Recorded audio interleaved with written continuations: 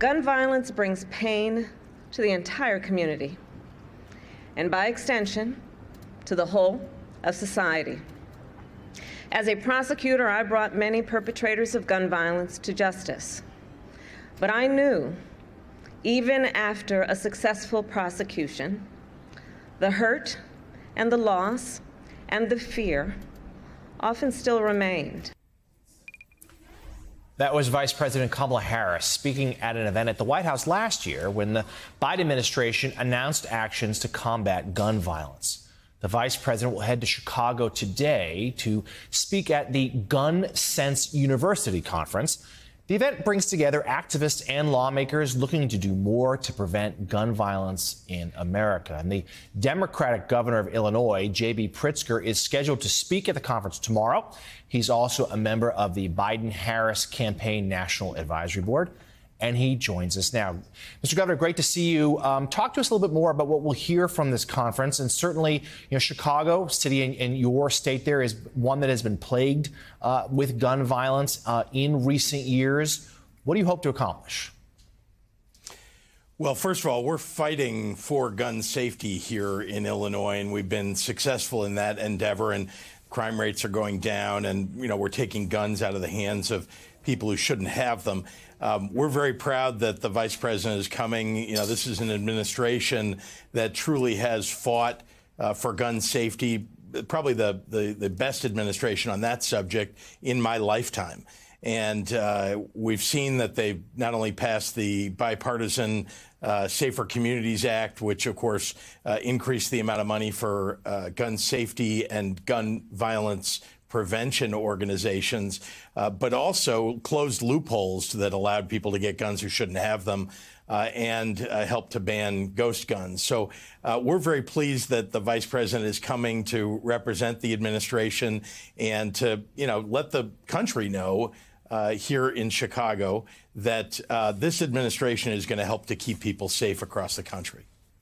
Governor Al Sharpton, I know of the work this administration has done around guns. I was with the vice president of the White House yesterday. It's very much a concern.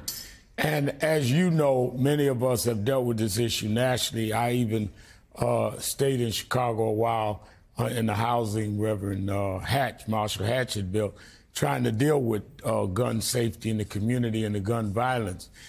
Tell us how the laws are being unable to get new laws, as even something as background checks plays into the dilemma that you and others that have been successful to a degree, but could be even more successful if you can get stronger federal laws on guns, including something as simple as background checks.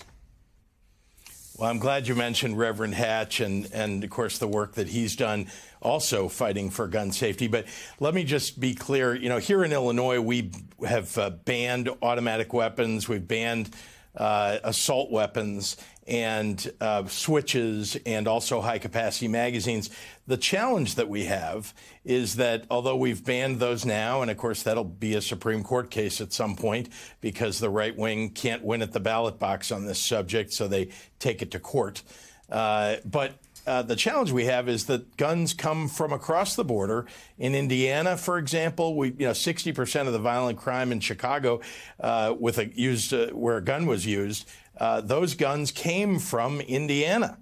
And we've seen that guns are coming in from, Kentucky and Missouri and Wisconsin and Iowa. Those are our surrounding states where they really have much more lax gun laws. So we can do everything that we want here in Illinois to make sure that we're keeping people safe by banning assault weapons. But if they come in from over the border and people want to use them in Illinois, that's an easy thing to have happen. So I went to Washington with the mayor of Highland Park, where, as you know, we had a terrible tragedy where an AR-15 style weapon was used to kill 7 people and injure 48 others.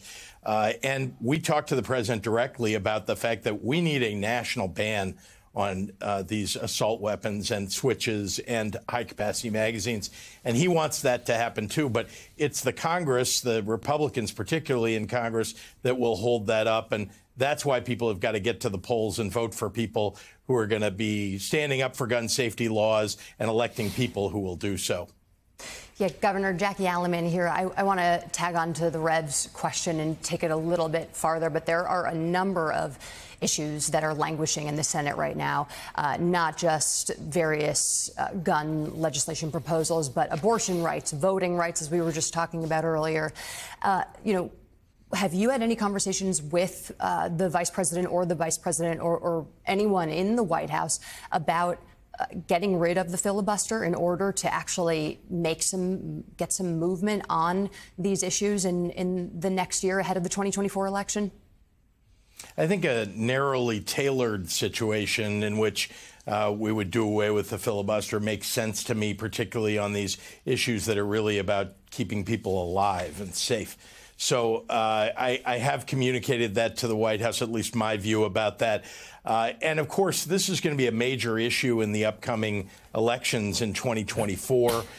We need to elect people who are going to stand up for freedom, for a woman's right to choose and her right to express her reproductive freedom, making sure that we're standing up for people's right to go to a July 4th parade and not get shot by a assault weapon, as happened here in Highland Park. And of course, we've seen it across the country now. So, yeah, these are issues that I've communicated to the White House about. And I know the White House shares my concern to make sure that we're getting things past the Congress that the president can sign that will keep people safe. But it is a big challenge. And that's why this election upcoming is so important.